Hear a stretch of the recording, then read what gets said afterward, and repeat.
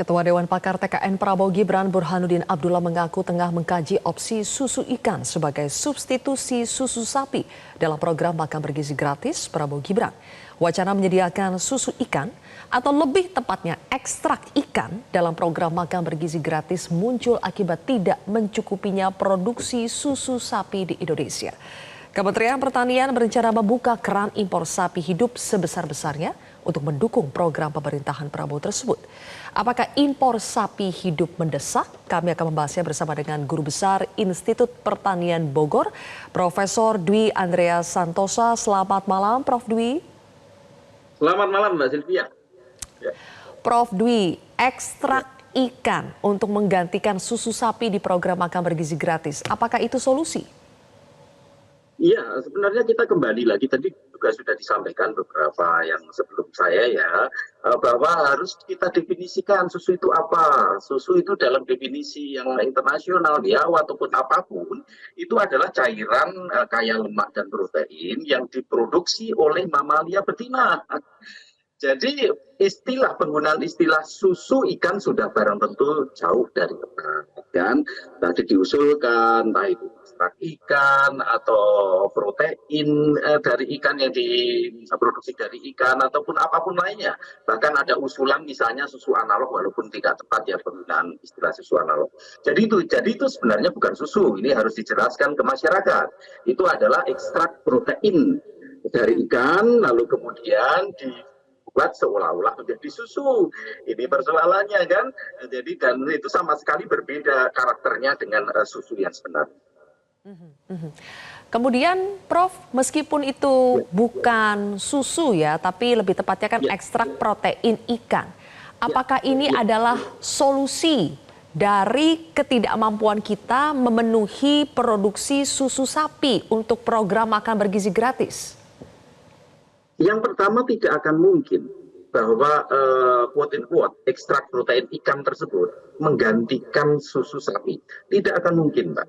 Kalau kita lihat ya, kita seringkali berbagai program ini hanya berlandaskan semangat, tapi menegasikan rasionalitas akademis. Sebagai contoh saja lah, rencananya kan ada 82,9 juta pupil atau murid dan juga ibu hamil, ibu yang menyusui yang akan mendapatkan susu tersebut. Lalu berapa total kebutuhannya, Mbak? Kebutuhannya itu 5,4 juta kiloliter. Bisa dibayangkan, 5,4 juta kiloliter setahunnya. Dan produksi susu sapi kita saat ini 824.000 liter. Yang diproduksi oleh berapa ternak? Yang diproduksi oleh sekitar 500.000 sapi perah. Jadi itu. Nah kalau itu tadi juga ada wacana mau mengimpor sapi perah. Lalu siapa yang nanti memelihara? Memelihara sapi perah itu bukan persoalan yang mudah. Lalu berapa yang harus kita impor untuk memenuhi total kebutuhan susu kita dalam program makan bergizi gratis tersebut?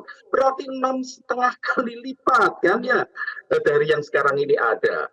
Jadi bisa dibayangkan dari hanya sekitar 500.000 melonjak menjadi sekitar 3 juta sapi perah yang harus kita datangkan.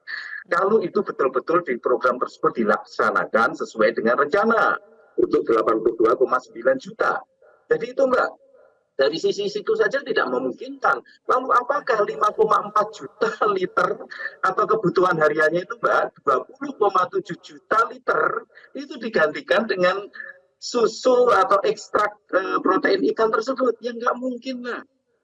Jadi lebih baik kita dorong konsumsi ikan segar. Ngapain ikan tersebut kemudian diekstrak, kemudian jadi lisan protein, lalu kemudian dikonsumsi. Nah konsumsi ikan segar saja kan juga masih relatif rendah di Indonesia. Mengapa tidak kita dorong konsumsi ikan segar? Daripada harus membuat ekstrak protein, lalu ekstrak protein kemudian dijadikan susu cair, quote-unquote ya, walaupun belum susu, dalam arti sangat berbeda karakternya dengan susu yang kita maksud saat ini. Jadi itu Mbak.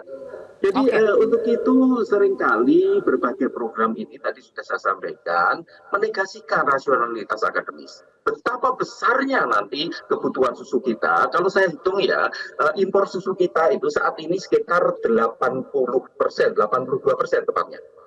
total impor untuk memenuhi kebutuhan konsumsi kita. Ya memang yang diimpor bukan susu segar, tapi yang diimpor adalah ekstrak susu kan, dalam arti powder susu powder baik yang full maupun yang tidak.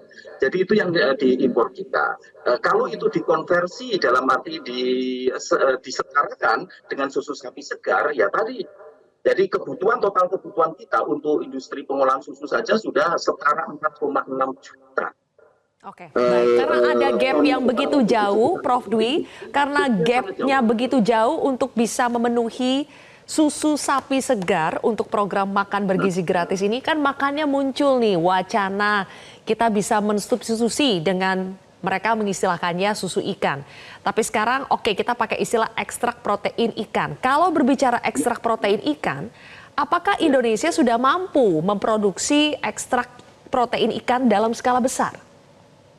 Ya tidak mampu Mbak, industri hilirnya kan belum ada di Indonesia kan. Dan itu kan juga khas Indonesia. Coba aja kita cari lah ya literatur di luar negeri terkait industri-industri yang bergerak di bidang untuk memproduksi ekstrak protein ikan kan amat sangat sedikit. Di Indonesia pun itu kan yang baru muncul kemarin-kemarin saja kan ya. Katanya tahun 2023 sudah didirikan industrinya dengan kapasitas hanya 30 ton ikan segar per bulan kan itu bahan bakunya. Nah lalu yang mau kita penuhin itu sehari itu 20,7 juta liter.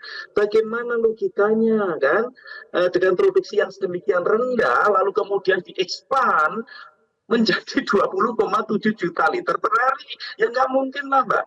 Lalu mana ada industri-industri besar yang akan bergerak ke sana. Mereka pasti hitung untung rugi. Lalu kalau dibandingkan dengan susu segar, Mbak, susu segar dari sapi ya, dari peternak, itu harganya hanya 5.000 sampai 6.000 per liter.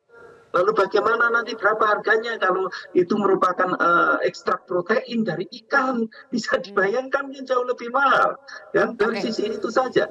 Lalu dari sisi kebutuhan ikannya, betapa besarnya kebutuhan ikan yang nanti dikonversi menjadi ekstrak protein. Jadi itulah Mbak. Jadi menurut saya program ini benar-benar tidak masuk akal. Terkait dengan ekstrak protein untuk pengganti susu sapi ini tidak masuk akal sama sekali. Lebih baik kita dorong penggunaan ikan secara langsung untuk konsumsi masyarakat. Itu jauh lebih penting. Di dalamnya ada protein, ada omega 6 dan lain sebagainya kan, terserap oleh tubuh. Daripada ada ide kemudian mengkonversi ikan menjadi ekstrak protein yang nanti akan dijadikan susu kuotin tadi ikan itu. Jadi itu nggak masuk akal. Berarti Prof. Dwi, kalau mau mencari produk alternatif untuk menggantikan susu sapi segar, itu harusnya produk seperti apa sih? Loh, kalau kita bicara terkait dengan itu, kita tinjau dulu programnya, kan ya. Program makan bergizi gratis ini masuk akal atau tidak? Itu pertanyaannya.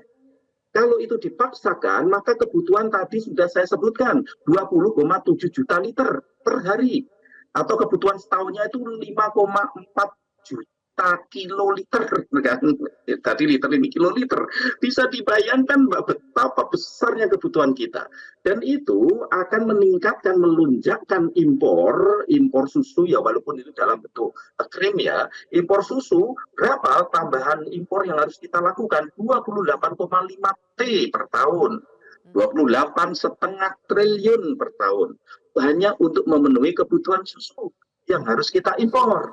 Karena apa? Artinya, karena Prof. Dwi, ketika itu kemudian ada ide, ada wacana. Apakah lebih baik sebetulnya tidak perlu memaksakan susu gratis, tapi lebih baik susu kan sebetulnya protein hewani ya, Prof. Apakah sebaiknya protein yang ada di makan bergizi gratis seperti yang kami tampilkan di layar itu ditambahkan saja jumlah proteinnya untuk menggantikan susu sapi yang tidak mungkin kita penuhi? Ya gini Mbak, susu sangat penting. Kita lihat negara yang konsumsi susunya paling tinggi Finlandia, itu sekitar 430 liter per kapita per tahun.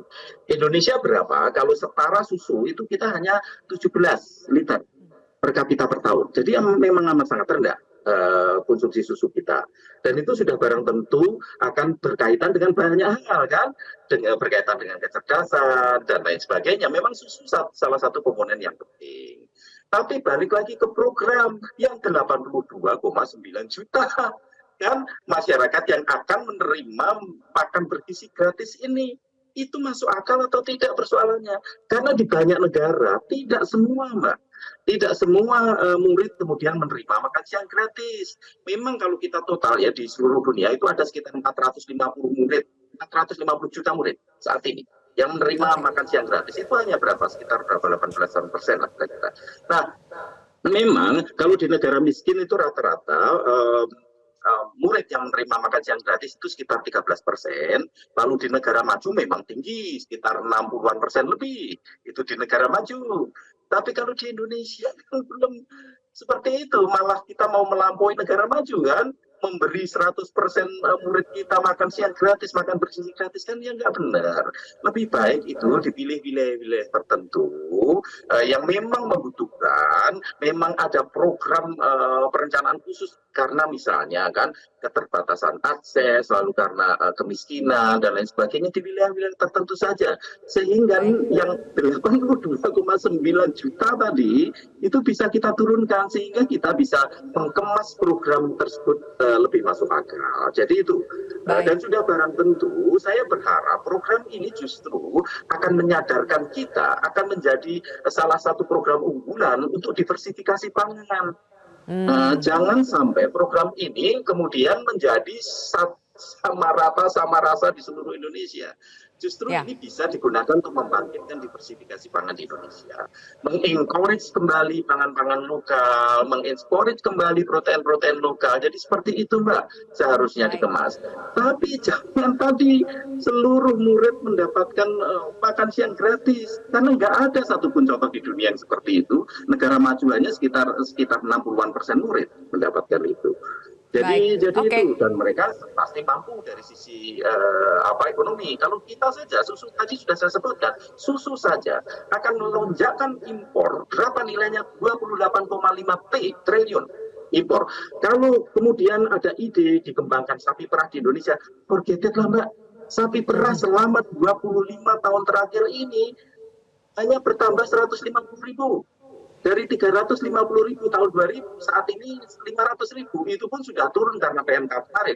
Yang tahun sebelumnya itu 582.000. Jadi forget it, lalu dari 500.000 mau dilonjakkan ke 3 juta. Bagaimana caranya? Baik, Prof. Dwi. Yang akan memurah? Kita betul-betul berharap ya agar pemerintahan Prabowo Gibran kelak betul-betul bisa mengkaji wacana ini secara matang supaya nanti kalaupun makan bergizi gratis ini tetap lanjut, betul-betul bisa berlanjut dengan lancar dan manfaatnya betul-betul bisa dirasakan. Terima kasih Prof. Dwi Andrea Santosa telah bergabung bersama kami di Prime Time News hari ini. Cara baru mendapatkan informasi. Download Metro TV Extend sekarang.